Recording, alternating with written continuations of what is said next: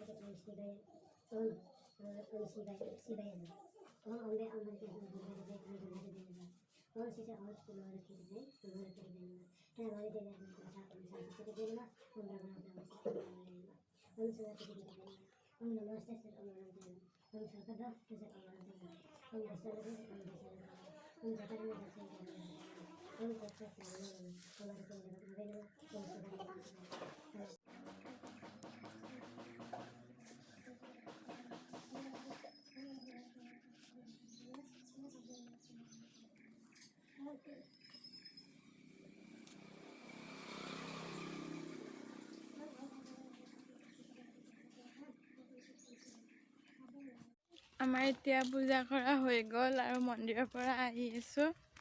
ফুটটোত দিলে সেৱা কৰিলোঁ। এতিয়া ঘৰলৈ যাই লগ পাই আছোঁ আপোনালোকক।